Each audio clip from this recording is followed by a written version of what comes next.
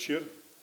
Zahvaljujem se vam, da ste si vzeli sredi decembra, ko smo vsi polni tistega tipa obveznosti, ki jih želimo še letos zaključiti, in da ste prišli me podpreti dobesedno pri teh naših prizadevanjih, pri posistematičnem raziskovanju poznosrednjeveškega Kopra.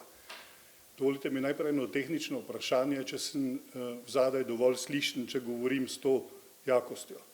Hvala lepa.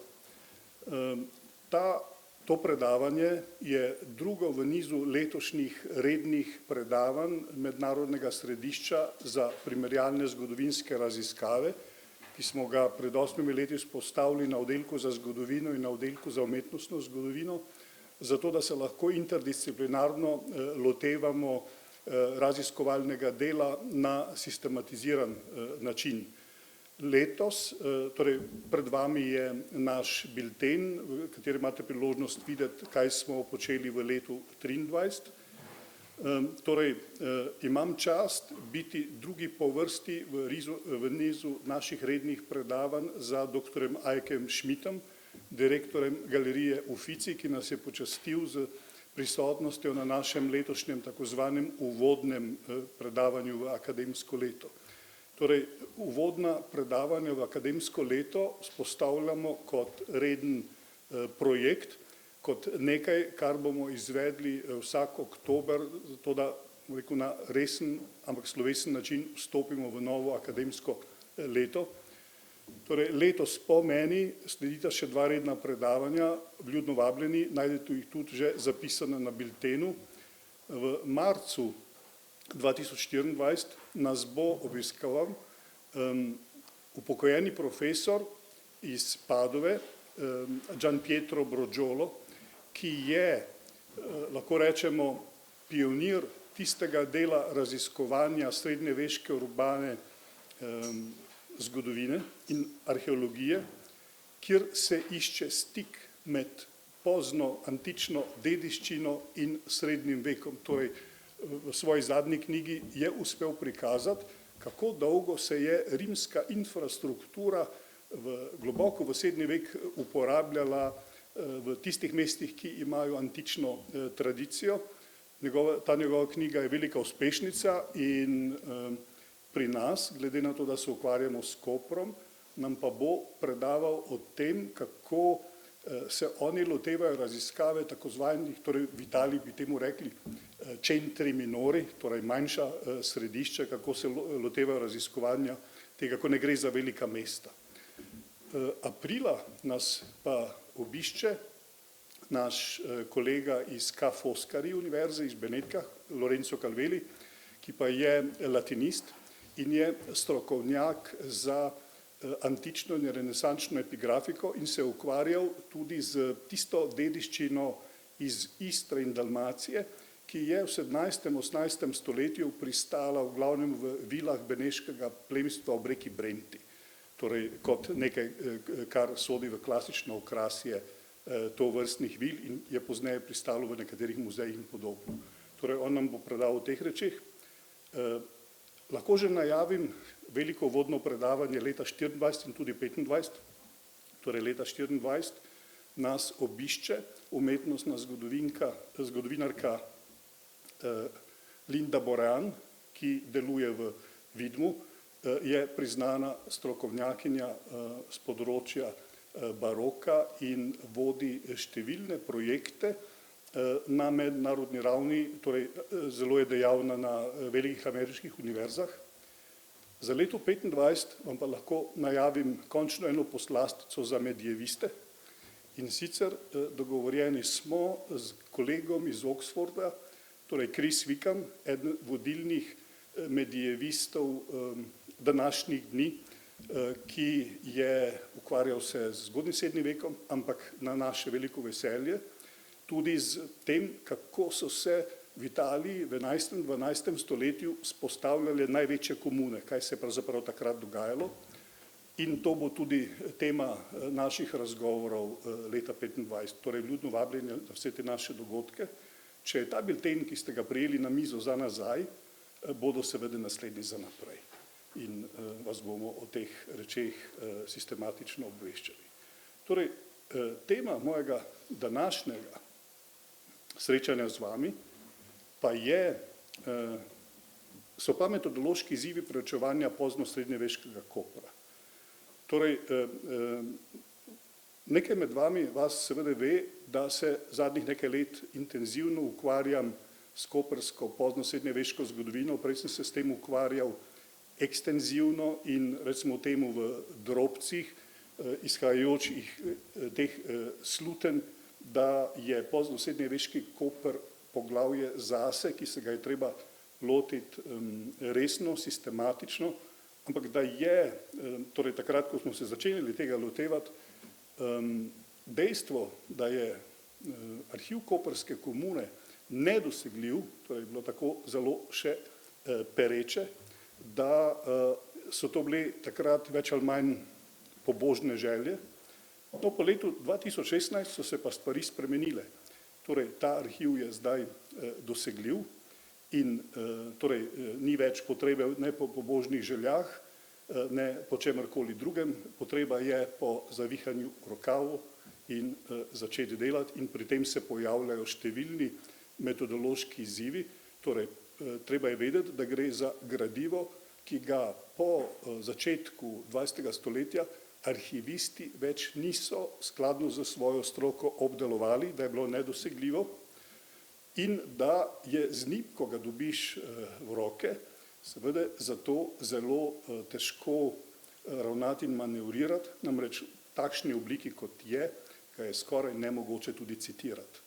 Torej, ni pomagal z izjemo tega Majerjevega inventarja iz začetka 20. stoletja, ki pa je z stanjem kot, torej še zmeraj je urejen po tem kriteriju, ampak to ni način, kako danes arhivisti urejajo gradivo in pa na oko vse lepo in prav, ampak ko odpreš nekaj zvezkov, vidiš, da je notri ena velika zmešnjava, torej da je ta njegov inventar tako zelo sumaren, da brez, recimo temu, druge arhivske roke delo s tem materialom ni najlažje.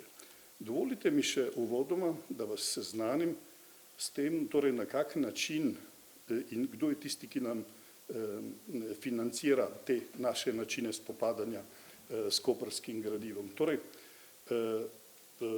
želel bi se zahvaliti mojim kolegom iz programske skupine Slovenska zgodovina, ki me pri teh stvareh ves čas podpirajo. Tudi gledajte, ko se ne ukvarjam neposredno s koprom ali pa slovenskim ozemljem, ko gre za raziskovanje. Namreč, kot vam bom pozneje pokazal, je enako bistven komparativen element. Če ne poznaš drugih okolij, ne moreš poznati gradiva in pa načinov, s katerim se prvič v neki obliki srečaš, da bi jih lahko spoznal v vsej njihovi specifiki in kaj je tisto, kar je treba najprej urediti, preden se ga lotiš dalje. Zelo smo seveda bili zadovoljni pred 4 leti, ko je naša kolegica Renata Novak Klemenčič uspela s projektno prijavo in si je pridobila projekt Koprska pretovska palača, podoba pomeni namen. Skupaj v kombinaciji sredstvi iz programske skupine je naenkrat nastala položaj, da je bilo dovolj denarja za sistematično odhajanje, predvsem Benetke, kjer so, kar nas zadeva, stvari neizčrpne, ko je treba raziskovati gradivo.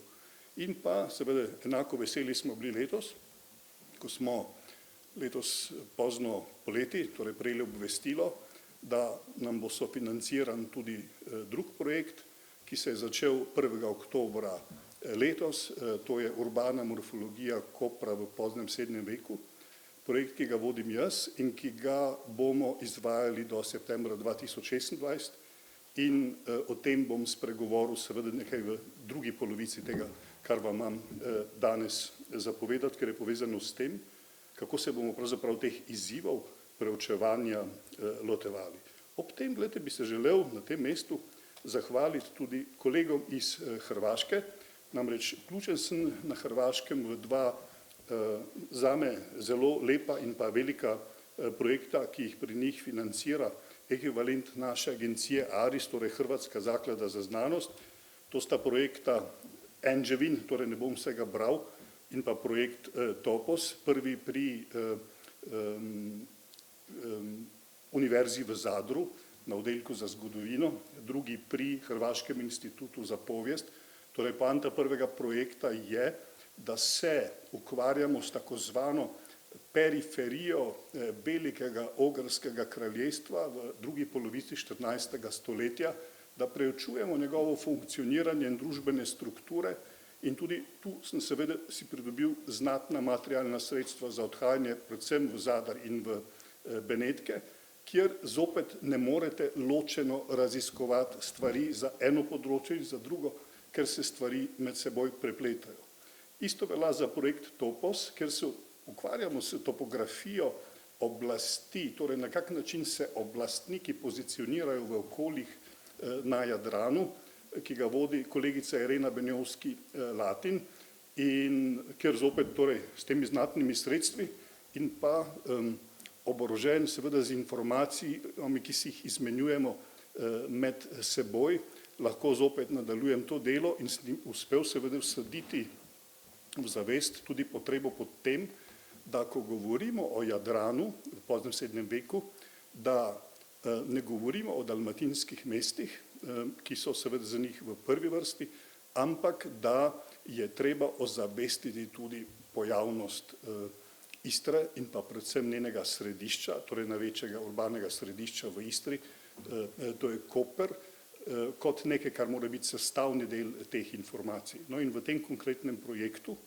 se ukvarjam z nečim, kar je meni zelo zanimivo, je pa, bom rekel, pot do informacij povezana s tem, da se nagledaš 90% stvari, ki te neposredno ne tangirajo, zanimajo te, te pa ne tangirajo.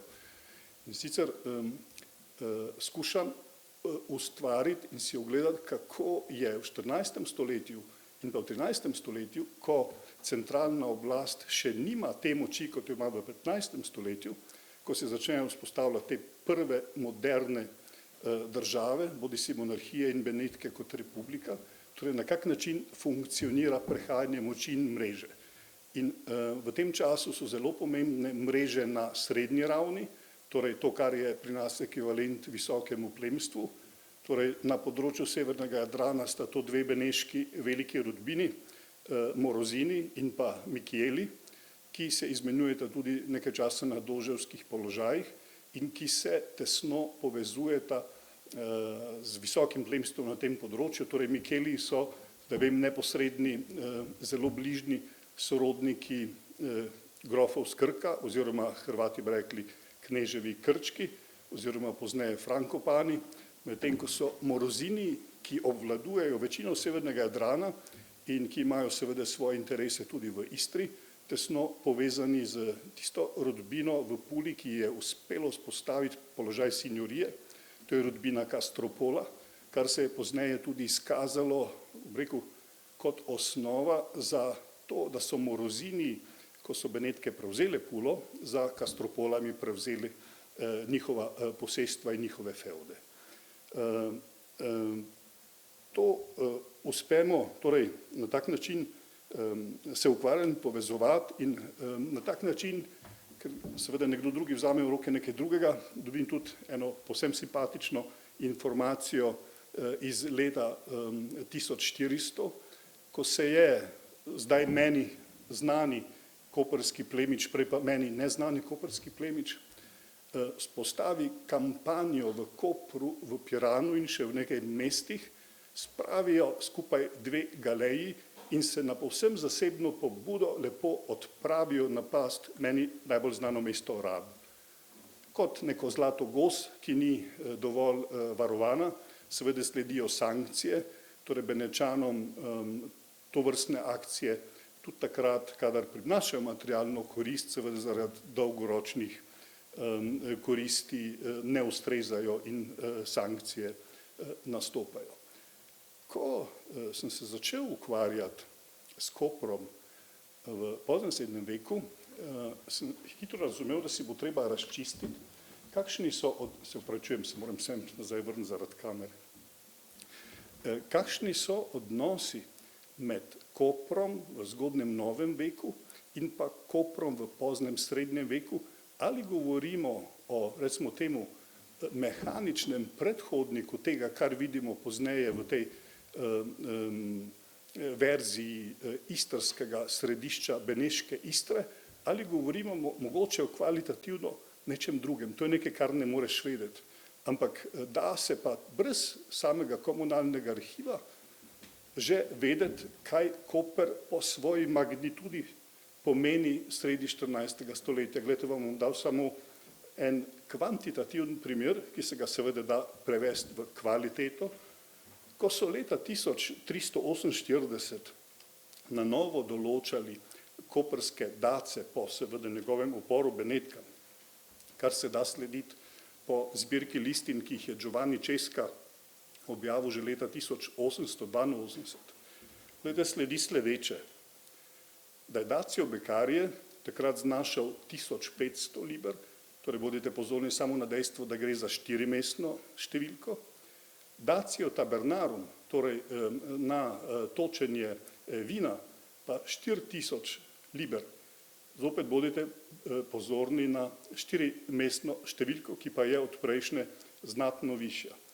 In če pregledam vse dacije skupaj, ki so tam izrecno navedeni, je številka 10 000, medtem ko tisti, ki so pa najpomembnejši in ki so povezani predvsem z proizvodnjo vina v podeželju, ki ne zapade pod ta konkreten dacij, ampak pod druge, pridemo približno do številke 25 000 liber. Seveda, vidite, imamo 5-mestno številko, kar vam še zmeraj nič ne pove, ampak če primerjamo stvari s tem, kar se dogaja recimo v Zadru in Splitu v drugi polovici 14. stoletja, že stvari postanejo bolj jasne, sploh če vzamem za izhodišče zopet mesto, ki ga v tem kontekstu najbolje poznam, to je Rab, ki velja za srednje veliko dalmatinsko mesto, kjer so te iste cifre tromestne in vse skupaj komaj pridejo na spodnji rob 4-mestnih cifer, zato da komuna lahko funkcionira, pa ne velja za najrevnejšo. Glede, se v Zadru dogaja sledeče. Torej, Tomislav Ravkar, ki je sistem financiranja v komunah v Dalmaciji preiskoval, torej je takrat objavil te podatke. Torej, če pogledate zakup dacia Beccarie, imamo zopet 4-mestno številko, ki je primerljiva s tistim v Kopru, ko gre za vino. Seveda v Zadru je meso daleč pomembnejše od vina, ko gre za proizvodnjo, medtem ko je v Kopru, kot bom tudi pozneje povedal, absolutno drugače. In če pogledate Split, vsi prihodki komune skupaj v obliki pobranih dacov so ocenjeni na približno 15 000 liber. Torej vidite, da imamo neke druge gabarite, ko govorimo o kvantiteti teh mest. Gre za jasen pokazatelj, da moramo Koper v 14. stoletju seveda jemati zelo resno. Naslednji tak pokazatelj je, če ga primerjamo z Dubrovnikom. Torej, naš profesor Ignacij Voje se je ukvarjal s kvantifikacijo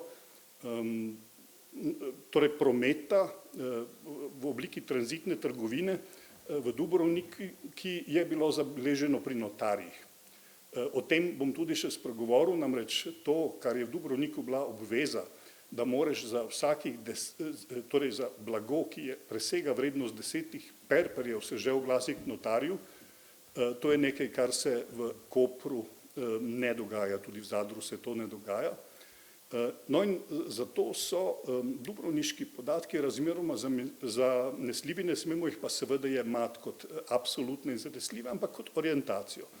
Torej, profesor Voje je uspel na osnovi dobro ohranjenih notarskih spisov v tistih letih, ko imamo, recimo temu, kvantiteto teh spisov zadostno, ugotoviti, da se je približen letni promet, ki se je znašel v Kopru v obliki v Dubrovniku v obliki tranzitne trgovine, da je znašel tam nekje 200 000 perperjev, oziroma, če to pretvorimo v dukate, pridemo na tretjino te vsote, to pomeni na približno 70 000 dukatov. Koprska trgovina z vinom je v tem istem času, torej seveda je bistveno višja, kot je ocenjen tale DACI. Dobesedno v teh dneh bo v zgodovinskem časopisu izšel moj članek o odnosih med Kartuzijo v Bistri in pa v Kopru v 14. stoletju. Tam sem zapisal in tudi zračunal podatek, ki je seveda približni in okviren, da je zgolj letna produkcija vina v Kopru lahko cenjena na med 30 in 35 tisoč dukatov. In pa, torej, kot vidite, govorimo o precej visokih zneskih, smo v kar nekaj nul je vzadaj, torej vidite, da mora biti precej očitno, da ko govorimo o Kopru, da imamo kar nekaj elementov, da ga jemljemo najmanj tako resno, kot jemljemo resno bodi si Dubrovnik, bodi si Zadar na drugi strani. Tole, kar vidite, je naredil moj kolega arhitekt in strokovnjak za urbano kulturno dediščino David Kabalin, ki sodeluje z nami v projektu. In ko sem mu pojasnil, kaj želim, mi je rekel, aha, enako kot v Burdi. Rekel, ja, prosim, enako kot v Burdi. Kar vidite, je pravzaprav, so trije mestni urbani areali. No in prvo, kar je kolega Kabalin naredil, ko smo začeli z prejšnjim projektom, seveda v maniri nekoga, ki se ukvarja z urbanimi okolji v srednjem veku, šel je izmeriti urbane areale mest, za katere sem začel trditi, da morajo biti primerljiva. In kaj se je zgodilo? Torej, urbana površina, urbani areal Dubrovnika v 14. stoletju je bil približno 60% koprske urbane površine. Torej, Koper je bil v 14. stoletju po urbani površini skoraj dvakrat večji od Dubrovnika. Zadar se je izkazal kot največje dalmatinsko mesto za primerljivega s Koprom, s tem, da sta strukturirana bistveno drugače. Torej, Koper je na otoku, Zadar je pa imel v 14. stoletju obsežna predmestja za obzidjem in če upoštevamo ti dve dejstvi, zopet dobimo kvalitativno primerljive urbane areale, seveda strukturirane nekoliko drugače. Vsa druga mesta so se izkazala za bistveno manjša, tudi Trst, ki je v 14. stoletju že začel zaostajati za Koprom. V 15. stoletju se stvari v dobro Kopra, ko gre za velikost urbanega areala, še bolj spremenijo. In sicer začnejo se nasipavanja na južnem delu otoka, ko zajamejo ta nov prostor v urbani areal, pride skoraj do 45 hektarjev, to, kar vam kažem, je med 30 in 35 hektarjev in to je ta rumena linija. To nas je spodbudilo seveda, da naredimo natančnejšo poskus rekonstrukcije primerjave torej urbanih arealov nekaterih mest in smo to naredili v obliki razstave v projektu. Ta razstava je v danem momentu na ogled v Pokrajinskem arhivu Koper, bo pa ob zaključku projekta prišla na Filozofsko fakulteto, ker se boste imeli priložnost tudi ogledati, ampak tale Burda načrt ne kaže urbane areale teh mest, ampak vam kaže rdečega Ljubljane istočasno in pa Ptuja. In če pogledate seštevek, boste videli, da je urbani areal Kopra v 14. stoletju ekvivalent seštevku urbanemu arealu Ptuja in pa Ljubljane znotraj njunih mestnih obzidij. In če skušate malo se igrati puzzles in anulirati te prazne prostore, boste videli, da bi dejansko uspeli zapolniti torej ta koprski otok s tema dvema mestoma po urbanem arealu. Torej jasno je, da govorimo o mestu, ki si zasluži vso našo pozornost, ko gre za srednji vek in v tem duhu seveda pristopamo tudi raziskavam. Želel bi vas, ko primerjamo stvari z Koprom, Dubrovnikom, Zadrom in seveda nujno tudi z Piranom v poznem srednjem veku, seveda opozoriti na stanje raziskav, ki bom tu zelo, zelo sumarno povzel, zato ker sem o tem tudi bolj ali manj sumarno pisal v mojem članku, ki sem ga napisal potem, ko sem si nabral prve vtise o tem, ko sem prebral približno 8000 notarskih zapisov v vicedominskih knjigah o Kopru med časoma, torej v času od leta 1382 pa do 1400, kjer se je seveda pokazalo, da je v 19. in v prvih letih 20. stoletja primerjava po interesu za municipialno zgodovino v teh mestih še primerljiva. Seveda v Dubrovniku so kmalu začeli dobivati tako zvano zgodovino Dubrovnika, torej Brunel je napisal zgodovino Zadra, tudi v začetku 20. stoletja. Pozneje so se pa seveda stvari začele zelo prevešati, seveda spodbojene s tem, da je pozicija Kopra v tedanji družbi že številnih drugih državnih okvirov seveda padla in da tudi ni kazal znakov za nazaj, da bi lahko v tem obdobju, o katerem jaz govorim, bil vreden tako velike pozornosti, kot si izkazuje, da si zasluži. Stvari so se začele pa bistveno spreminjati v škodo Kopra v drugi polovici 20. stoletja in to predvsem zaradi umanjkanja koprskega komunalnega arhiva, ki je bil leta 1944, kar gotovo vsi v tem prostoru veste, odpeljan v Italijo na tajno lokacijo. Država Italija tudi dolgo ni priznala obstoja tega gradiva, bilo je zaprto. Vsi smo neformalno vedeli, kje bi naj bilo. Vsi naši kolegi, ki so ga videli za pahi, so vedeli, kje je, ampak je bilo nedostopno in takrat seveda so se stvari začele drastično spreminjati. Torej družbena ekonomska zgodovina Dubrovnik se začnejo velike raziskave že v času našega profesorja Gregorja Čremošnika, torej predhodnika našega profesorja Ignacija Vojeta, ki se je s stvarmi v Dubrovniku ukvarjal predvsem v 60. in 70. letih. Takrat je Dubrovnik zaradi svojih preštevilnih vezi po vsem Sredozemlju postal, rekel, historiografska zvezda, bil je pa seveda tudi njegovo preučevanje nujno potrebno zato, ker je edino s preučevanjem dubrovniškega gradiva se bilo mogoče dokopati do informacij potrebnih za formiranje nacionalnih in pa recimo temu republiških, recimo temu srednjeveških zgodovin, predvsem Bosne in Srbije, in so na veliko hodili zgodovinarji in sistemsko iz Srbije in Bosne raziskovati to gradivo. Namreč zelo pogosto se je zgodilo, da je omemba katerega kraja v Bosni zapravo bila povezana z njegovimi vezmi z Dubrovnikom. Isto velja za velike politične osebnosti, torej sploh tisti, ki sodijo v krog visokih fevdalcev in seveda interes za Dubrovnik je takrat znatno zrasel, postal je zelo raziskan. Pozneje so se pridružile raziskave dalmatinskih mest, predvsem Zadra, tu je v veliki meri zaslužen profesor, pokojni akademik hrvaški Tomislav Ravkar, ki je ne samo študiral družbo in ekonomijo dalmatinskih komun, ampak je ta študij tudi izrazito spodbujal. Na drugi strani so v Italiji že takrat zdavnaj, bom rekel, vzpostavili metode preučevanja urbane zgodovine mest in sicer iz potrebe po obnovi italijanskih mest po drugi svetovni vojni.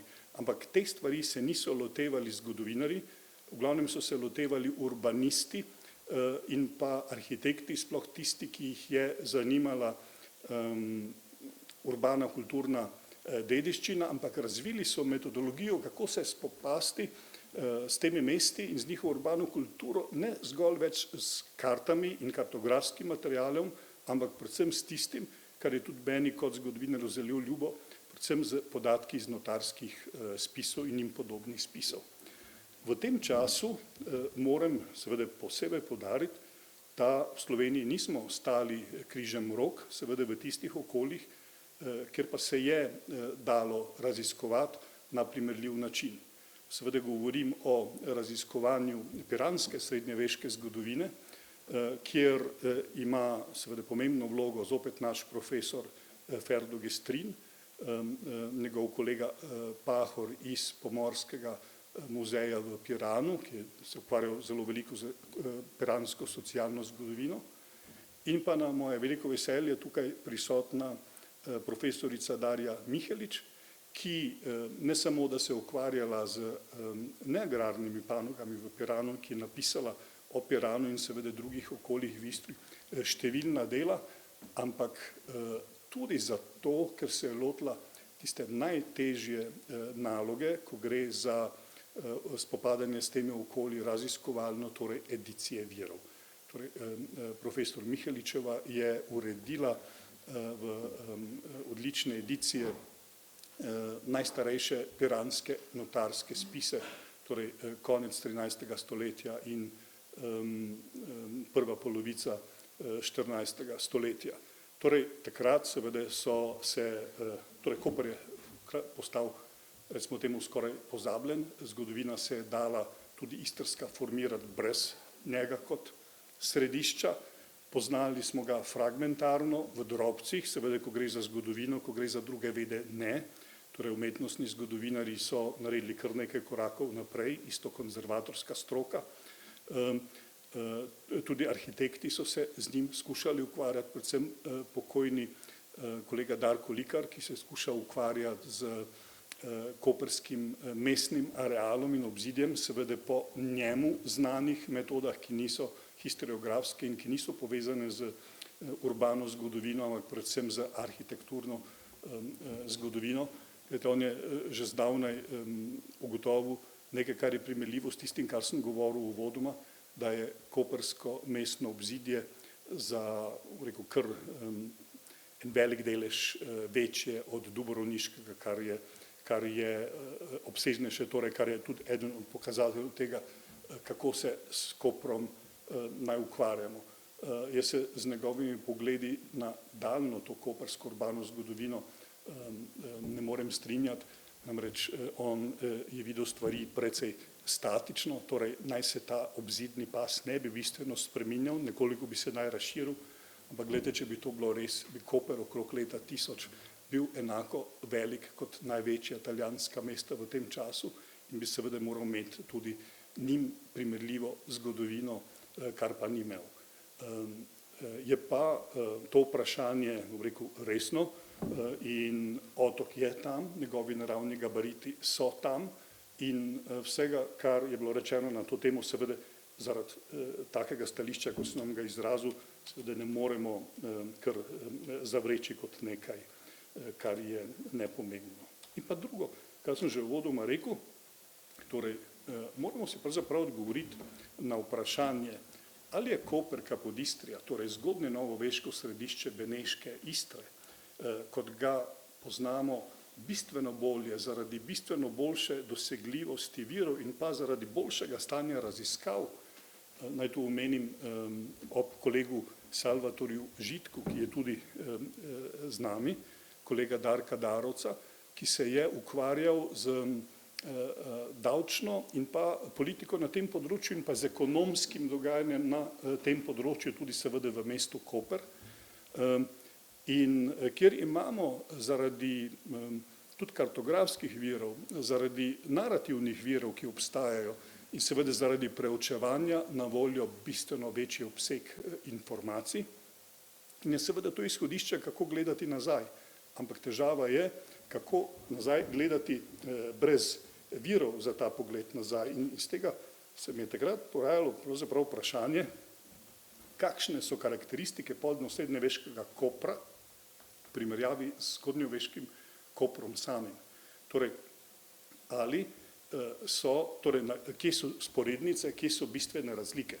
Treba je namreč vedeti, da je Koper v 16. stoletju izgubil velik delež prebivalstva, da se je moral urbano tudi zelo transformirati in pa, da njegove velikosti kot srednjega veškega mesta ne moremo spoznati tudi zaradi dejstva, da je poln baročnih palač z baročnimi vrtovi in ko vidite vi skladna baročna poslopja, se ti perspektiva zmanjša, namreč ena baročna palača poje 3 srednjeveške palače. Vrtovi pa lahko pojejo celotno mestno četrt, ki se skriva za njo. Lahko, ni pa nujno, seveda, ker to ne moremo vedeti brez raziskav. In pa seveda, ko bomo vedeli, kakšne so te karakteristike pozno-srednjeveškega Kopra, kaj nam te povedo o razvoju mesta v času 9. stoletja do 14. stoletja. Torej, zakaj ta čas?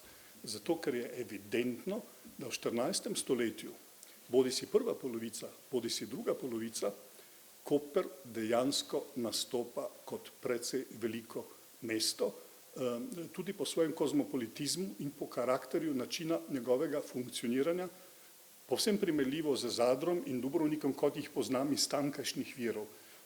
Druga mesta funkcionirajo nekoliko bolj zaprto, so manj daljnosežna, ko gre za zveze, pa ne govorim zgolj geografsko, govorim tudi po seveda socialnem dometu, sploh do dometu do najvišjih oblik oblasti. Seveda tu pride zdaj do izraza tisto, o čemer ves čas govorim, ta nedosegljiv koprski arhiv. Torej, Francesco Mayer je v začetku 20. stoletja sestavil inventar, na katerem je pristalo približno torej ne približno, natančno 1520 enot, torej enot arhivskega gradiva, ki mu je pozneje dodal en dodatek, kjer se je ta obseg še razširil, in do leta 2016 nihče ni, z izjemo tistega, kar je ostalo v koprskem arhivu, ker se vse ni dalo spraviti na kamione, torej nekaj malega je ostalo v Kopru, torej nihče še ni videl zbrano.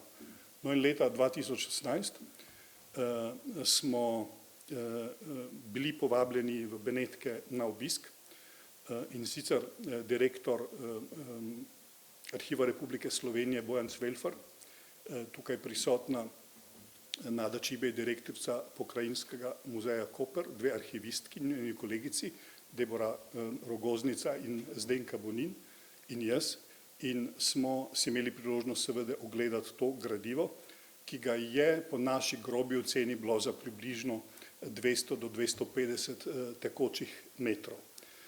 Od tega seveda so torej prvo so nam pokazali koprski statut, na katerem na platnicah piše, da gre za stvar iz leta 1380, kar se je izkazalo, da ni tako, ampak zgodbo o tem danes ne bom načenjal. In pa tisto, kar je seveda mene najbolj zanimivo, v kakšnem stanju je najstarejše gradivo, sploh vicedominski spisi iz Kopra, in na moje veliko veselje, torej so v glavnem v primernem stanju, če ne celo odličnem stanju, nekaj malega jih je pa tako uničenih, da so neuporabni. In koliko je tega gradiva? Torej, za čas, ki me zanima, od leta 1382 do 1450 je približno 50 zvezkov, ki so različno debeli. Torej, povprečje je pa 300 folijev, torej podatki na 600 straneh. Torej, če to pokažem v drugi obliki, torej kvantitativno, za čas, ki me najbolj zanima, torej za čas 1381 do 1400, imamo približno skupaj 2800 folijev, na katerih je približno 20.000 vnosov notarskih in breviatur. Z drugimi besedami, kar obsežno branje, ki ga moraš opraviti, torej nekdo ga mora opraviti, da vemo, kaj sploh imamo. Torej, profesor Miheličeva dobro ve, o čem govorim, ker se je nabrala podobnih, pa še višjih številk notarskega gradiva v svojem raziskovalnem življenju. Torej, jaz samo od tod sem jih videl do zdaj približno 8000, torej treba si je vzeti 2 uri na dan, jaz jih navadno vzamem ob jutranji kavi in pač uspe mi do 10 folijev v teh 2 urah in nič več. Namreč gradivo, ki ga videvam, je tako zelo različno od tistega, ki sem ga videval v dalmatinskih mestih, da se moram neprestano ustavljati skoraj ob vsakem notarskem zapisu. K sreči imamo Google ki ti pomaga do številnih informacij, ki je včasih zahtevalo seveda dneve in dneve pregledov, edicij, enciklopedičnega značaja, ki jih v naših knjižnicah niti nikoli imeli nismo, zdaj so pa seveda na dosegu nekaj klikov. In tako to delo poteka, ki je prijetno, je pa hkrati, bom rekel, frustracija, zaradi tega, ker se ti takrat roji po glavi zelo veliko stvari, predvsem metodološke narave, kako se seveda vsem tem spopasti. Glejte, eno je zjutraj ob kavi to prijetno prebirati, pa ugotavljati, kaj se zdaj vem, kar nisem imel priložnost vedeti, pa ne govorim, glejte, na pozitivističen način, kvalitativno, kaj se v Kopru učim v tem času. In kako si to sploh bom rekel, v glavi razporediti v predale, da se bo dalo to nekoč tega se sistematično lotiti. In gledajte, vprašanje, ki ga imamo pri nas, se glasi, kako se ob dejstvu, da imamo v Sloveniji zgolj peščico raziskovalcev, ki se raziskovalno ukvarjajo s srednjeveško zgodovino, in ob dejstvu, da so neraziskana številna najmanj enako pomembna vprašanja z nacionalne in regionalne srednjeveške zgodovine, sploh lotiti pozno srednjeveške zgodovine največjega srednjeveškega mesta na ozemlju današnje Republike Slovenije, kar Koper zagotovo je bil. Torej, to je to vprašanje, ki se ti poraja, ko prebiraš vso to gradivo, kjer vidiš, da imaš seveda na določenih področjih opravka z unikumom, namreč v Istri gre za daleč največje mesto, ki nima na določene stvari primere, seveda moraš pa tako komparativno in pa tudi komplementarno upoštevati znano o drugih istrskih mestih, predvsem seveda v bližnjem Piranu, kjer imamo, zahvaljujoč opravljenim raziskavam, dovolj informacij, da je kaj takega sploh mogoče. Seveda, gledajte, o dveh stvareh bom danes pretezno še govoril, in sicer prva stvar je v tem, da je seveda treba identificirati tiste teme, ki jih, ko prebiraš te stvari, seveda doživljaš kot najbolj relevantne in ki jih je treba opraviti zato, da se bo dalo naprej. Predstavljajte si, da na primer o Zadru ali pa o Dubrovniku danes ne bi vedeli nič z izjemo nekaj drobcev. Kako bi funkcionirala širša regionalna zgodovina brez njiju, to si težko predstavljamo, zato ker jih imamo v zavesti, kot bomo rekel, središči, okrog katerih se pravzaprav zaradi samih virov in geografije virov osredini raziskovanje na njunih področjih. Torej, Koper smo seveda v tem kontekstu preskočili. Torej, in potem, ko gledam, seveda vidim, da je treba napraviti nekaj najprej bazičnih raziskav, ki ne padejo simpatično, ki jih je najlažje opraviti v obliki doktorskih disertacij, ampak tisti, ki se bojo lotevali doktorskih disertacij z teh področij, bojo naleteli na, recimo temu, Kavelj 22. In sicer Kavelj 22, ki se glasi, kako nekaj vedeti, o čemer še ni nič referenčnega na to mesto napisati, in obratno, kako nadaljevati pot, da do takega znanja pridemo. Z drugimi besedami, tisti, ki se bojo na te teme lotevali doktorskih disertacij, bojo pravzaprav vzpostavitelji, kar zadeva Koper, z teh potrebnih bazičnih znanj, torej ne bo elegantne pozicije kot v Dubrovniku ali v Zadru, kjer imate opravljeno veliki nabor raziskav in se lahko tistega oprimete kot izhodišče za svoje delo. No in prva taka tema je seveda bazična raziskava ustvarjalcev poglavitnega municipialnega arhivskega gradiva, torej komune ter njene oblastne in administrativne strukture in pa notarjev in vicedominov. Zakaj govorim o tem? Namreč, gledajte, če mi ne vemo, na kak način je Koper kot komuna funkcioniral, kako je bil strukturiran kot srednje veliko mesto, seveda ne moremo dalje. In kar me je precej presenetilo, je dejstvo, da ima na primer za razliko od dalmatinskih mest Koper v tem času dva kancelarja, dve vodji pisarn, ki sta ločeni, imata pa skupaj še več, ne? In imajo pa iste izvorne prihodke, ki si jih po določenem ključu delijo, torej podestama svojega, komunama svojega. Pa še dražbeni, torej examinatores, Bojan se opravičujem, torej examinatores, ki imajo vsi skupaj, ki imajo vsi skupaj zelo veliko dela, torej zelo veliko dela. In pa ena stvar, ki me je v Kopru posebej presenetila, in sicer dejstvo, da so v tem času, in isto velja za prvo polovico 14. stoletja, koprski notarji ljudje iz Kopra in pozneje navadno postanejo tudi sami vicedomini, torej osebe, ki notarsko delo nadzorujejo in ki njihove abreviature zapisujejo v svoje knjige, da se ohranijo kot javni spomin. Z drugimi besedami, koprska elita, ki je sploh ne poznamo, ki ne vemo, kdo so, dokler raziskave ne bodo opravljene, je v celoti monopolizirala tisti del javnega spomina, ki se nanaša na civilno-pravne zadeve. Torej v dalmatinskih mestih tega ni. Ne vem, kako je z drugimi istrskimi mesti, vi boste vedeli, kako je v Piranu, namreč drugih notarskih spisov niti nimamo ohranjeni v tako velikih serijah, razen piranskih, ampak to me je zelo presenetilo. Seveda število notarjev v Kopru je pa skladno z dejstvom, da je v Kopru veliko civilno-pravnega prometa, ker je veliko mesto. In istočasno deluje 7-8 notarjev, na Rabu jih istočasno recimo delujeta 2 ali 3 in to zadosti vsem potrebam. Za informacijo, v Benetkah, ki so seveda velemesto in eno največjih mest Evrope v tem času, hkrati deluje približno 70 notarjev, ampak po vsem drugačnem principu kot v Kopru ali Dalmaciji. Torej, beneški notarji so v glavnem, ne pa nujno, duhovniki, ki skrbijo za notarske zadeve znotraj lastnih parohij oziroma župnij, ob tem so pa zaposleni vsak v svoji javni pisarni, torej glede na to, kako jih oblast, tudi glede na njihove sposobnosti, pa obseg določenih pisarn razporedi.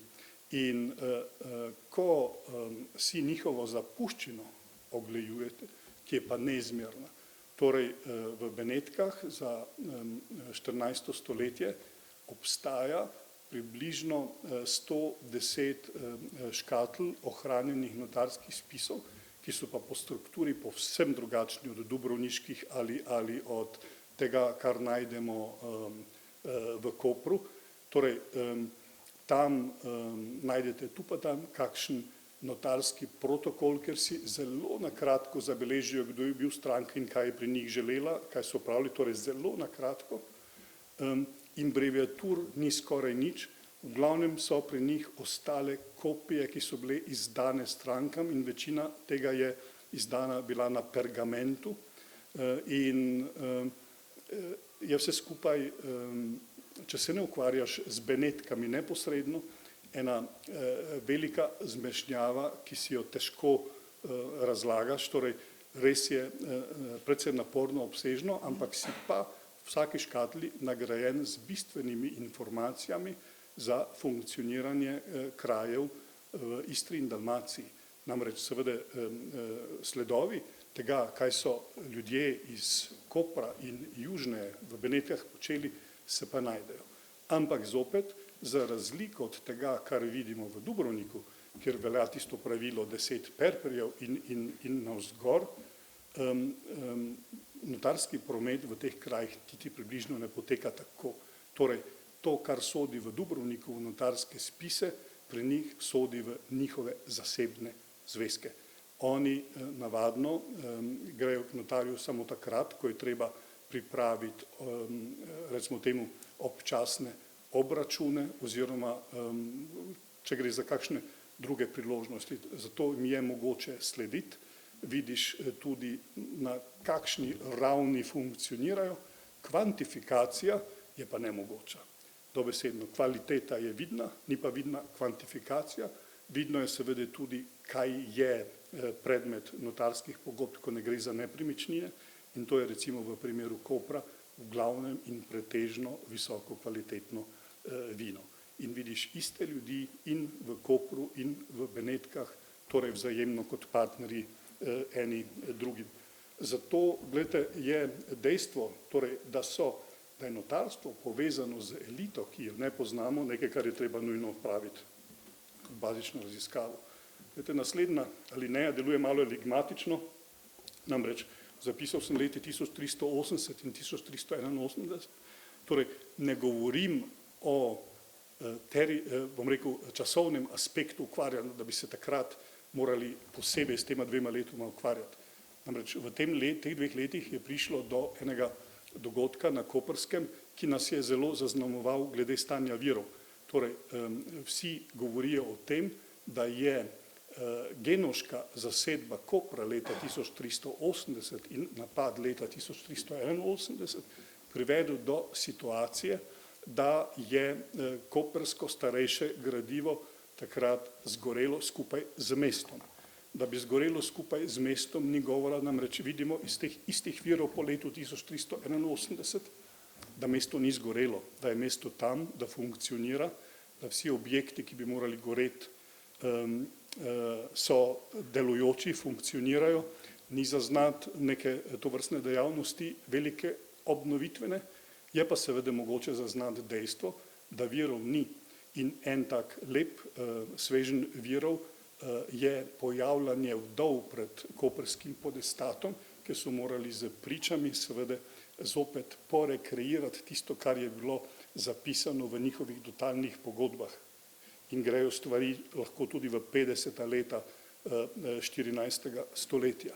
Ampak gledajte, poraja se eno drugo vprašanje, ki se ga je zastavil Francesco Cesca, se opravičujem, Semi, ki je leta 1976 napisal eno zelo lepo pregledno knjigo o Kopru, kot jo je seveda brez viru zmogel, z naslovom Capris, Justinopolis, Capodistrija, kjer se je zastavil sledeče vprašanje, ki mu z veseljem pritrjujem. Ali je to res? Ali ni mogoče dopustiti možnost, da pa je to gradivo pristalo v genoških oblasteh in da so danes v genoških arhivih? Zdaj pa pogledajte, to ni neosnovano vprašanje. Malo je verjetno, da se to zgodi, ampak imamo primer Trogirskega arhiva, ko so vsi trdili, da je zgorel, celo so vsi izvedeli, v katerem dogodku je zgorel. Da bi ga pol v 90. letih lepo našli v Zadarskem arhivu, ki je seveda bistveno manjši. Naj vas opozorim, da je arhiv v Genovi večji od beneškega. Beneški arhiv ima pa v svojih depojih 70 kilometrov tekočega gradiva, kar je toliko kot vsi slovenski arhivi skupaj. In glede na to, da raziskovalce zanimajo zelo ozka področja, arhivisti seveda morajo pa upravljati svoje delo, obstaja teoretična verjetnost, da kaj obstaja v genoških arhivih, lahko pa seveda obstajajo vsaj informacije o tem, kaj so Genovežani leta 1380 v tistem mesecu dni tam počeli, na kak način so imeli namen strukturirati oblast, torej so vzpostavili novo oblast, ki seveda je bila kratkotrajna. Zato omenjam ti dve leti, torej zgodba z koprskim arhivom v tem oziru še ni končana. Torej, gledajte, druge stvari bom naštel samo pregledno, torej relacija mesto in distrikt. Koper ima seveda v zahodni Istri daleč največji distrikt, približno ekvivalent temu, kar je mestna občina Koper danes, še nekoliko večji, namreč deli, ki so danes del piranske občine, govorimo o Svetem Petru in tamkajšnji Novi vasi, so takrat seveda sestavni del koprskega distrikta in zelo pomemben del koprskega distrikta.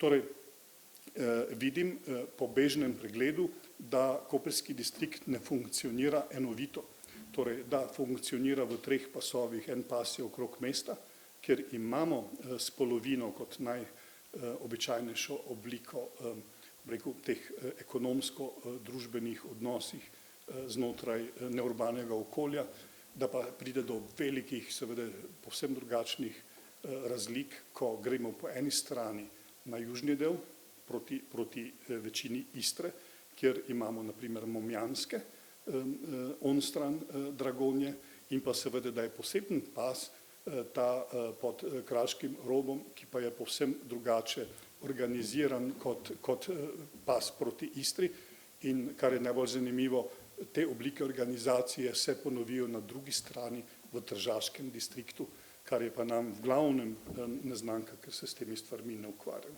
Torej, ta ustroj koprskega distrikta v poznem srednjem veku in njegov nastanek in razvoj sta veliko vprašanje, namreč mi o antični zgodovini Kopra ne vemo veliko, mi ne vemo, kdaj, na kak način se je ustvarila trdna oblast nad 300 kvadratnimi kilometri zelo raznolikih površin. Torej, to niso bili enostavni procesi, niso bili enostavno obvladljivi procesi, ko gre za zgodovinopisje, in je to precejšen izziv. Torej, moramo se seveda ukvarjati s socialno sestavo in karakteristiko prebivalstva koprske komune, torej sploh vprašanje koprskega plemstva. Torej, koprsko plemstvo v zgodnjem novem veku je šlo skozi velik proces transformacije, torej v času ciprske vojne in po njej se je v Koper priselilo veliko plemenitih rodbin z področja Beneške Albanije. Benečani so jim tam seveda sploh najpomembnejšim med njimi podelili pravico bivanja v Kopru in so bili agregirani med koprsko plemstvo in tudi nekatere druge koprske, zelo koprske rodbine niso srednjeveškega izvora, ko gre za koprsko plemstvo. Zato seveda moramo koprsko plemstvo v poznem srednjem veku šele temeljito spoznati, ga analizirati, zato da vidimo, na kak način funkcionira, kakšna je njegova vez z distriktom, kakšna je njegova vez predvsem zunaj distrikta in kot boste videli seveda v prihajajočih delih na to temo, so te vezi velike, trdne in pomembne. To pride recimo do izraza leta 1348, ko se Koper Benečanu upre in zdaj, ko poznam imena, vem, da gre za tisti del koprskega plemstva, ki je po materialni moči povsem primerljiv z dubrovniškim ali z zadarskim, ki pa so seveda sebe še zmeraj vidijo znotraj struktur patriarhata in kjer seveda je vloga goriških zelo pomembna. Isto velja, gledajte, za mestno in distriktualno prebivalstvo, torej že bežen pogled skozi teh 8000 notarskih abreviatur je pokazal, da gre za mesto, kjer je prisotnost Benečanov, Firenčanov in pa tudi drugih v celotnem, bom rekel, radiusu nekaj 100 kilometrov okrog mesta v vse smeri precejšnja, da gre za mesto, kjer v teh virih najdemo številne omembe krajev na Kranjskem, predvsem na Kranjskem, v slovenskem jeziku. Torej jih je notar zapisal tako, kot jih je od svojih strank slišal, recimo Škofja Loka, Postojna, Senožeče, Cerknica, Žužemberk. Vsa ta imena so v variantah, seveda Ljubljana, v variantah, ki jih uporabljamo v slovenščini. Edina izjema je Kranj, tam bo vedno pisalo Kranjburg. In vidi se tudi, da je prisotnost ljudi iz različnih okolij tolikšna, seveda notarjev to ne vznemirja, oni zapisujejo tisto, kar slišijo, zato je tudi recimo prisotnost nadimkov, ki so nam seveda zelo lahko obvladljivi, kot je kozarec, siva glavica, osel, v veliki meri prisotna in sestavni del koprskega vsakdana. Distriktualno prebivalstvo je pa seveda en poseben korpus, ki ga danes niti omenjal ne bom. Torej, seveda gospodarska podoba poznosrednjeveškega Kopra. Moram omeniti dejstvo, da pomen vina v srednjeveški družbi danes v glavnem podcenjujemo in se ne zavedamo, za kako pomembno dobrino v tem času gre, ki nima zgolj materialnega pomena, ki ne zahteva na zelo zahteven način pridelava, pretvorba in pa sploh trgovina, ki je zelo kaleidoskopična v tem krogu, torej seveda govorim tudi o simbolnem pomenu vina v tem prostoru in pa o dejstvu, da je to takrat edina praktično alkoholna pijača, vsem, kar prinaša. In pa to, kar pa je predmet tega mojega članka, ki bo naslednji teden zunaj, torej, da je kartuzija bistra na Kopru seveda s svojimi posestmi prisotna, da pa ne gre tu za prav noben poseben uspeh kartuzije s Kranjskega, ampak da je zgolj ena od več od 20 meniških inštitucij, zopet iz vseh pokrajin okrog Kopra, ki imajo v Kopru in na Koprskem svoje posesti, ki so navadno sestavljene iz nekih nepremičnin v mestu, iz solin in pa vinogradov, ki omogočajo, rekel, iz Kopra in s tem iz Istre, prihod na njihove mize tistega vina, ki je najbolj iskano kot kvalitetno vino in gre za rebulo. Torej, vsi iščejo rebulo in jo seveda tudi iz Koprskega tudi dobijo. Torej, za zdaj sem uspel identificirati 21 samostanov, ki niso iz koprske dieceze, ki so na področju Koprskega imeli svoja posestva, med njimi je kartuzija bistra in pa tudi kartuzija v Pleterju je imela soline. Seveda jasno je, da je velika večina teh samostanov prihajala iz Beneških lagun in da gre za številne slavne opatije, da to ni zgolj koprski pojav, isto imamo v Piranu, v drugih delih Istre, ampak v Dalmaciji se kaj takega, torej v Dalmaciji česa podobnega ne poznamo. Seveda kulturna krajina severozahodne Istre, torej gledajte, v Istri v srednjem veku imamo veliko srečo, da za razliko od Dalmacije so nepremičnine v distriktih merjene, ko pride do pravnega prometa in da jih poznamo, kar pomeni, da smo zmožni sistematično slediti temu, seveda zaradi velikega števila virov, ki jih imamo na razpolago, spreminjanju kulturne krajine od srednjega veka do pojavitve franciseskih katastrov. Torej, to je v Istri mogoče narediti in tudi druge teme iz okoljske zgodovine, ki se na to vežejo, ki potrebujejo metriko, so seveda možne.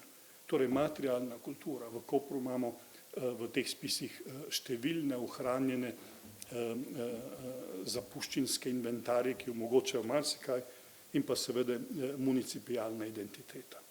Torej, kot vidite, imamo množino stvari, ki jih je treba opraviti, imamo množino gradiva, ki čaka za obdelavo, kako se tega lotiti, da v doglednem času tudi na primeru Kopra, ko gre za vedenja, dosežemo stanje, ki je primerljivo vsaj s Piranom, če ne enega lepega dne tudi z Zadrom in Dubrovnikom, kjer nas ne čakajo.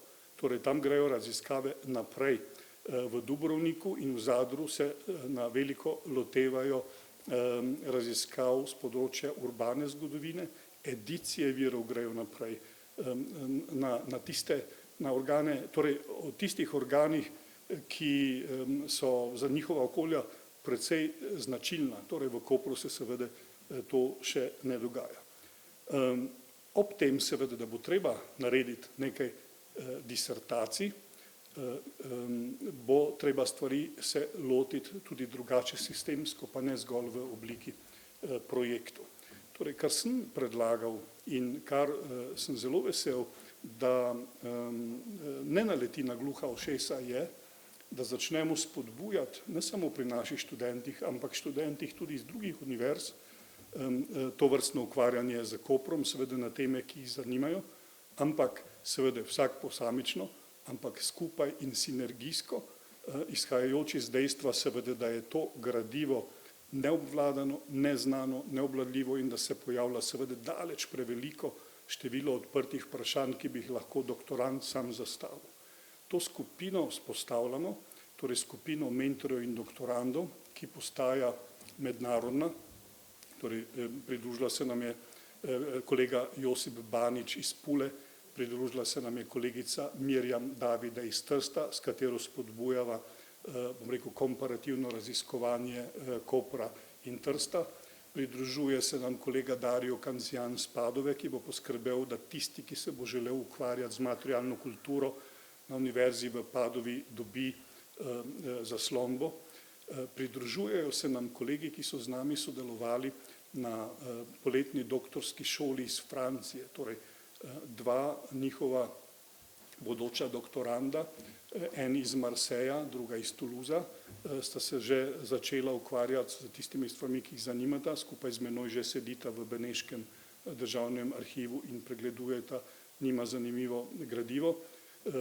Moram vam reči, da obstajata dve disertaciji na temo Koper, ena iz Nemčije, avtorica je Katja Pupe, ki jo osebno poznam, ki se je želela ukvarjati s politično zgodovino Kopra v drugi polovici 14. stoletja, na kar je naredila doktorat iz časa med letoma 1279 do 1348.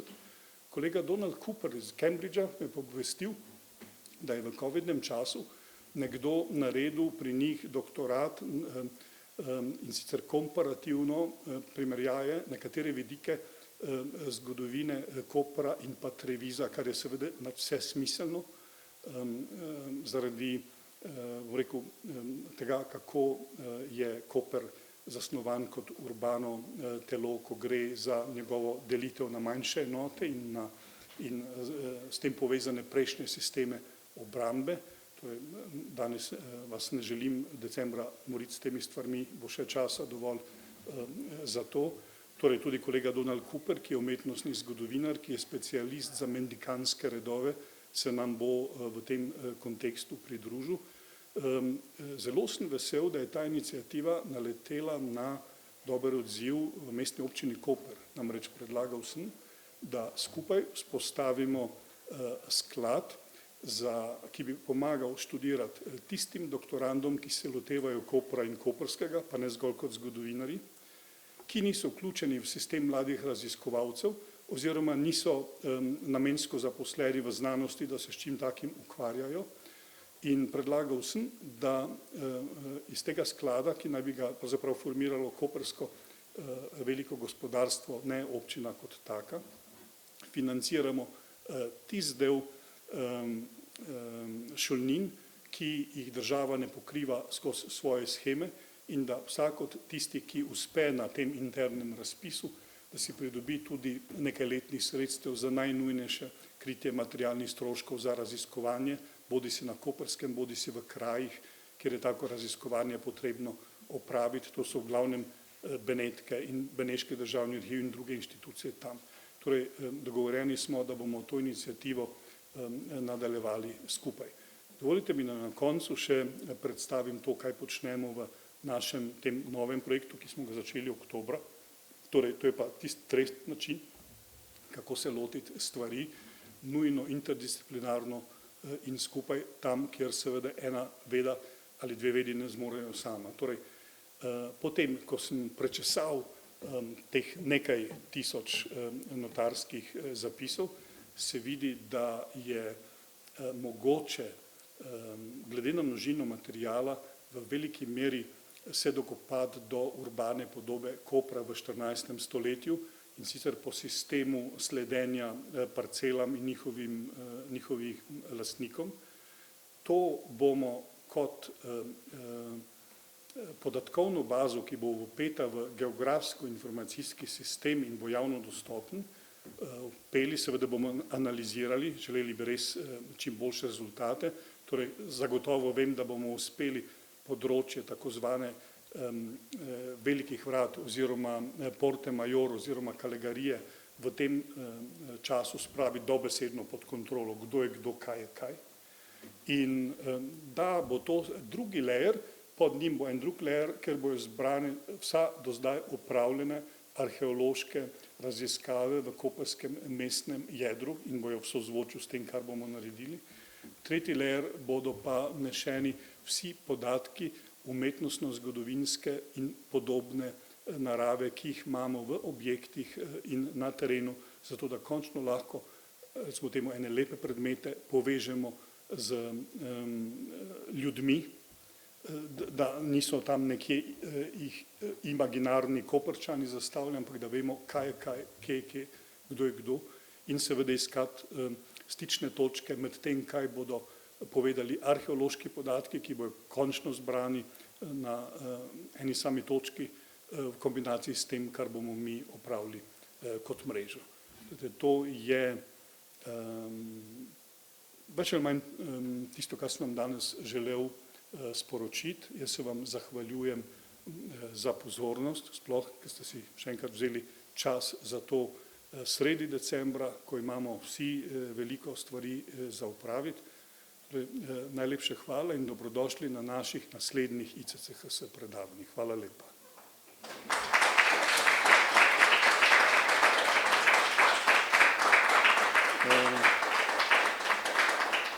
Torej danes, ker so vsi moji kolegi iz ICCHS na simpoziju v Neaplju, mi pripada seveda tudi ta dolžnost, da moram biti sam sebi moderator.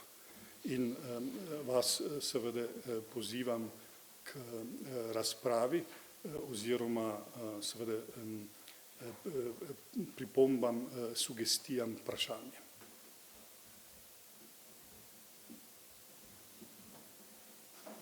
Izvolite, profesor Mihličev. Hvala za predavanje, bilo je zelo poučno in tudi pokazalo se je, da je ta izziv res kar precejšen, ki se ga lotevate.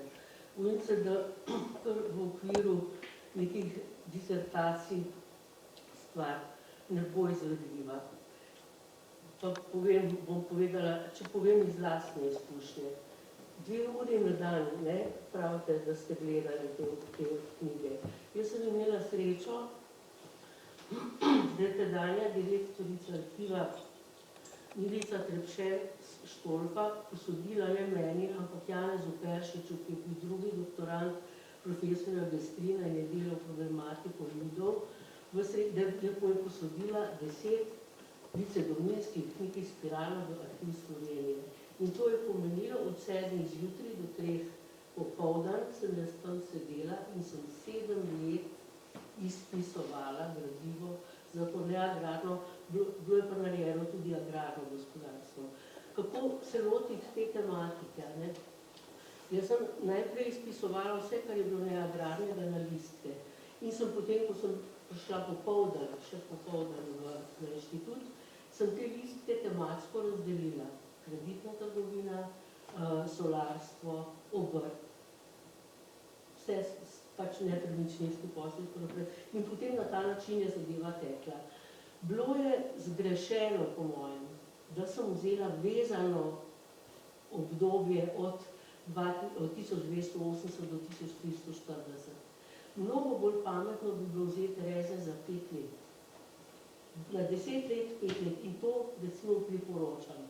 Ne boste dosti zgubili, stvari se bodo pač pojasnjevali.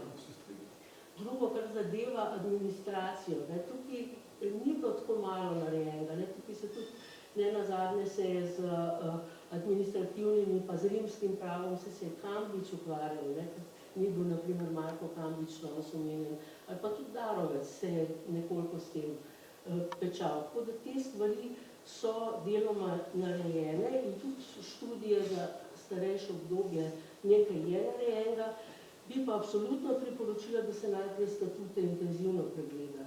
Ker že zdaj jaz sem tretjega kancelarja poznam iz statutov, jaz nisem tega našla v notarski knjigi. Potem je to nisem čisto točno razumela, tukaj je vicedominskih knjig 50, Piran jih ima 100, Piran ima 17 notarskih knjig, tukaj je pa cel kup notarskih v Kopru. Mislim, da tam notarski kodeksi prevladujejo nad vicedominskimi. A se motim? Hvala lepa. Torej, vicedominske knjige so, notri so notarske in abreviature, torej ni notarskih sploh ni. So tiste knjige, ki piše pri Majerju notariji. To drži, ampak veste, kaj se zgodi? Torej, pomešane so in to na najbolj možne, neprijazne načine, da si tudi ti ne gre domišljija tako daleč, kako se da stvari pomešati. Kronološko, tematsko? Kronološko, gledajte, pol gre recimo na mesto, da bi šlo časovno naprej, gre rikverc, Pol se vmes imaš nekaj drugih vicedomenskih spisov, ki zaradi tega, ker na vsake toliko se označi, čigavi so in potem se pa začnejo stvari ponavljati, ne moreš biti prepričan, čigavi so, dokler tega ne preštudiraš. Pol naslednja stvar, kar se dogaja, je, da v nekaterih zvezdih, recimo vem, tako zvanim 12, ki je zelo obsežen, ki ima skoraj 1000 folijev. Tam notri se lahko zagori mehanika, na primer. Torej, folij 93 se lahko 3-krat ponovi. Pol je pa vmes veliko praznin. Foliacija je više. Imamo recimo včasih dvojno, včasih trojno paginacijo, ki nima nikakršne zveze. Torej, teh vicedomenskih knjig je seveda še več, jih je bistveno več, ampak jaz sem govoril o tistih, ki bodo nas izrecno zanimali za to najstarejše obdobje. Še nekaj me zanima. Jaz sem tukaj pri Piranu videla, da sprva so vicedomenske knjige sledile notarskim in so tudi abreviature popolnoma vsebinsko, lahko rečemo, identične, ne enake, ampak istega tipa. Kasneje se pa orientirajo vicedomenski kodeksi v kodeksi, ki imajo opravka z nepremičninami. Kaj takega, če bi vi našli tam, da najdete celo notarsko knjigo, ki je namenjena samo nepremičninam. V tem primeru bi recimo našli Zlato jamo. Torej, najdejo vse deli, kjer so samo nepremičnine, torej zelo veliko je vmes testamentov in pa dotarnih pogodb. Ampak, ko listaš, so tiste, ki so nepremičninske zadeve zelo hitro vidne, to pa zato, ker so sestavljene iz teh dveh delov, ker imamo najprej sam instrument, pa imamo pa še seveda nujen oklic tega testamenta in je takoj vidno. Pa še omenjene so verjetno meje, sosednje parcele. No, to se pravi, da dejansko, če usmerite v to, v nepremičninske stvari, boste imeli zelo lepo pokrito. Če boste imeli ljudi. In to je naš namen in to sistematizira. Medtem za administracijo bi se lotila najprej statutov, čisto intenzivno, pa tudi primerjalno te statute z drugimi statuti primerjati in bi dobili lahko eno fino sliko. Je pa, kot je bilo omenjeno, tole koprsko zaledje, tle pod Kraškim robom, pa ti rustikus Sevslavus, to je nekaj popolnoma samo svojega. Meni prezahtevno, da bi se lotil. No, ampak to se bo kdo drug. Se bo kdo drug, ja. Hvala lepa. Se vproščam, sem preveč časa. Vesel. Torej, gledajte, smo tudi na te teme zelo veseli za vse sugestije in pa za pripombe, namreč to nam bo seveda omogočilo lažjo koncentracijo pri delu. V vsakem primeru hvala lepa. No, za Delovežane bi pa težko verjela, da so šli sistematično odpeljati cel arhiv. In tudi to je, da dejansko je bil koprski arhiv deljen na teh mestih. En del je bil v vicedominariji, to je bil tisti, ki je bil stalno v uporabi. Drugi, to pa so bili pa stvari, ki so bile vredne spomina, so bile pa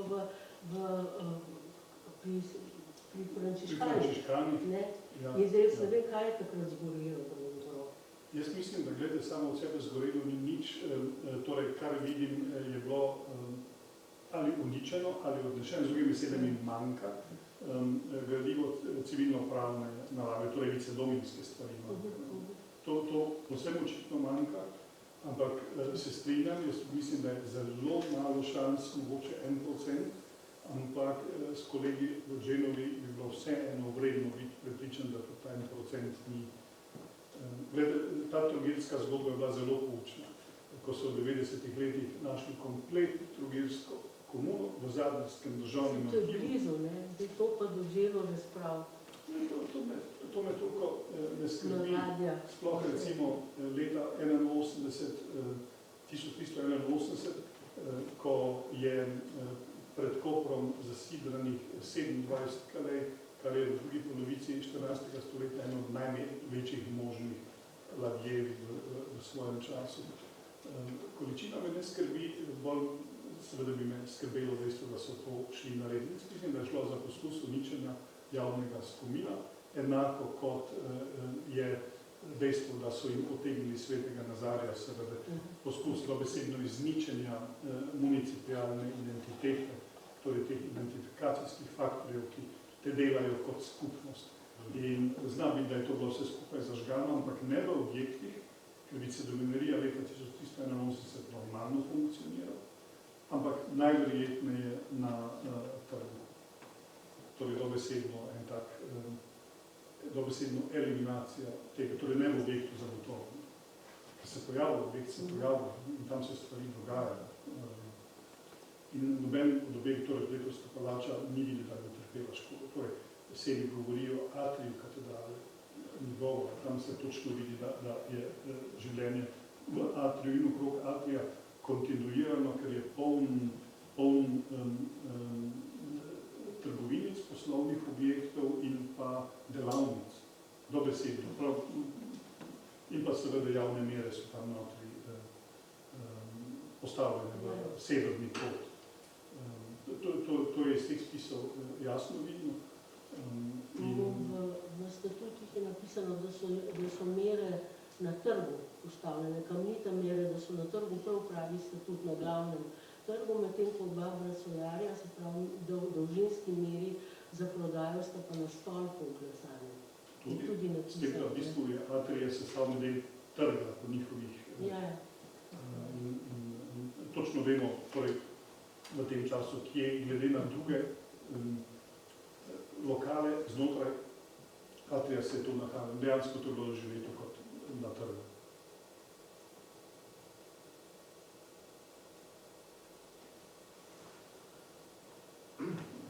Kolega Sava Pržik. No, to moram reči, da je bilo zelo zanimivo predavanje. Vsekakor, rekel, odpira celo vrsto vprašanj, s katerimi se vsak verjetno po svoje ukvarja, kjer sem se kar vrsto let. Marsikatero vprašanje se mi seveda zastavilo in nisem dobil odgovora na njem. Jaz sem skušal v letih 82 do 87 tudi z nekim sistematičnim delom v Beneškem državnem arhivu malo kompenzirati to praznino, ki je bila ravno glede Kopra prisotna. Tako da sem tudi jaz hvaležen kolegici Darji Mikelič, takrat sem nekako vseeno moral selekcionirati svoje delo, kajti čisto preprosto bilo nemogoče se z vsem ukvarjati hkrati.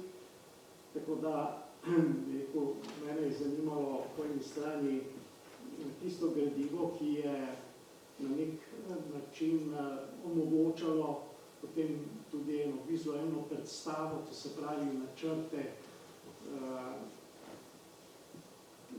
Solin, Kopra in tako naprej.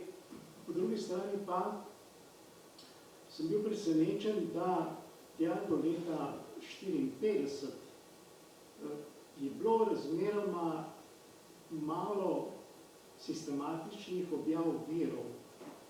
Ne glede na to, da neka periodika je pa le obstajala, se pravi in Pagine Istriani, in Arte Memorie, Arteografo Triestino.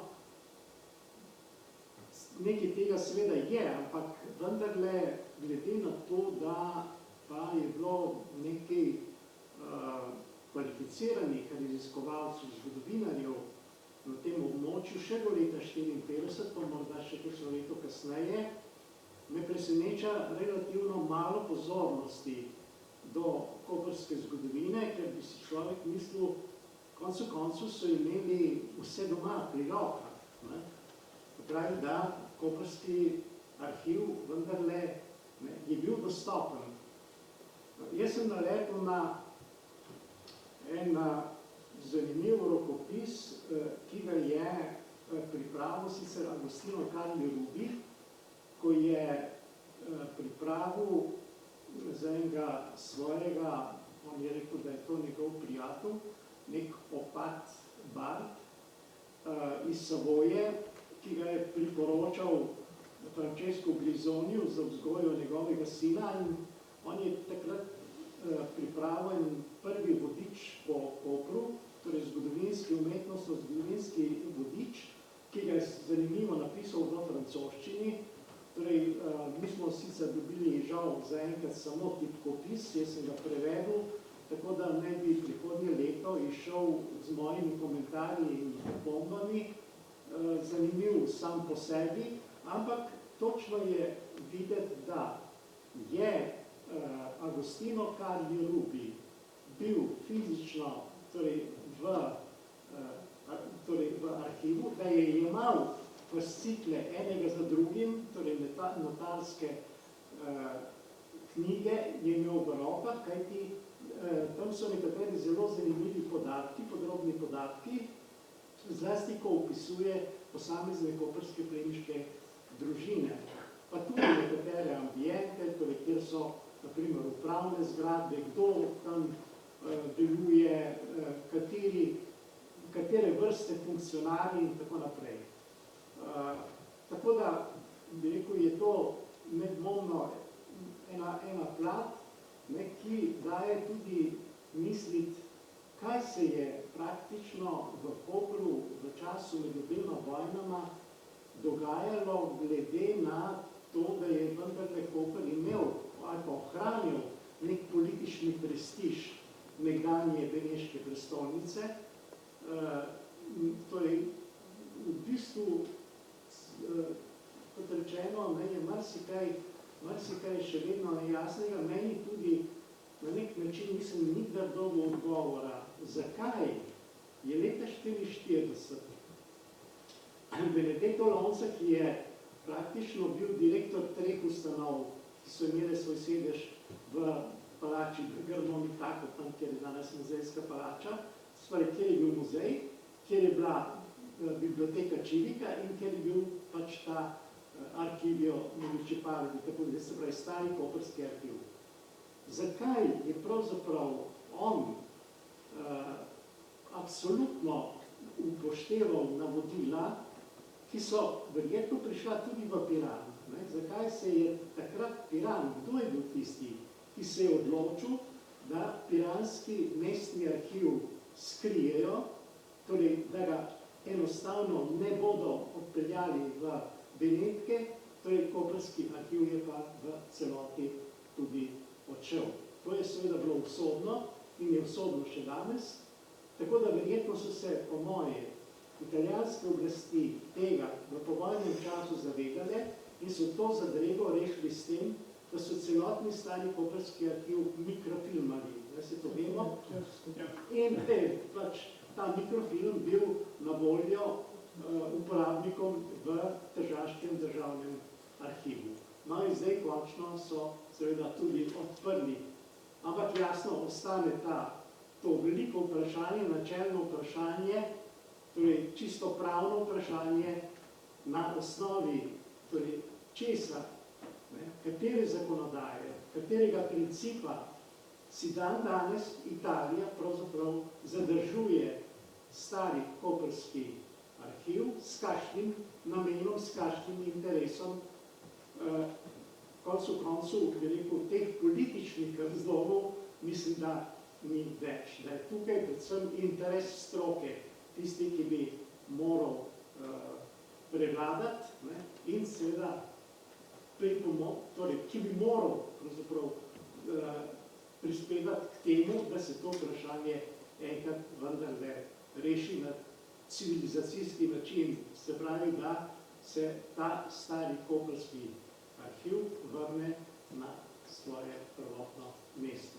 Se pravi, tukaj je cela vrsta vprašanj, ki sicer, hvala Bogu, jaz pravim, vendarle omogočajo eno sistematično delo. Jaz sem samo vesel, da je toliko tukaj med mlajšimi kolegi interesa, zagnanosti in torej, da se vendarle te pomembna obdobja koprske srednjeveške zgodovine na nek način bolj verodostojno obelodanijo, kot so bila v preteklosti, ampak vemo, da to delo, bivanje v Benetkah ni poceni, je komplicirano in dobiš pač toliko gradiva, kot ga dobiš v enem dnevu, jaz pač imam nekaj izkušnje in tukaj seveda se človeku postavlja tudi vprašanje, kako koncu na to vprašanje danes gleda slovenska uradna politika, naša diplomacija, zunanje ministrstvo, ali se torej, to vprašanje praktično, za Italijo je to vprašanje rešeno. Očitno so dali vedeti, da za njih to vprašanje ad acta, da se s tem ne misli več ukvarjati, tako kot so za njih umetnine vprašanje tudi ad acta, so končali v muzeju Sartoriju, tisti, ki si je hoče pogledati, lahko gre tja, obišče, si ogleduje in tako naprej. Ampak mislim, da je vprašanje arhiva vendarle nekaj drugega. Tako da ob tem rednem delu, raziskovalnem delu, mislim, da visi nad nami ves čas to vprašanje, jaz pravim, ki nima več samo pravnih dimenzij, ampak mislim, da ima že kar tudi moralno-etične dimenzije. Hvala lepa. Hvala lepa.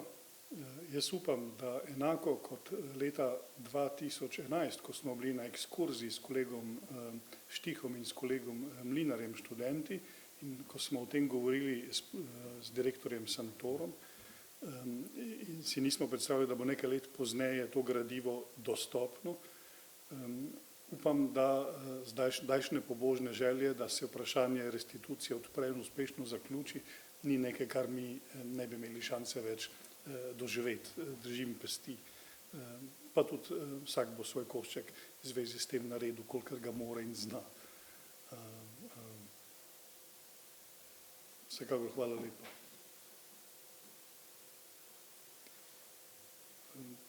Če smo izčrpali to, kar je bilo v okviru današnjega srečanja zapovedati, torej še enkrat najlepše hvala za obisk, želim vam prijetne praznike in seveda vse najlepše v letu 2024 in seveda ponovno v kakšni priliki nasvidenje. Hvala lepa.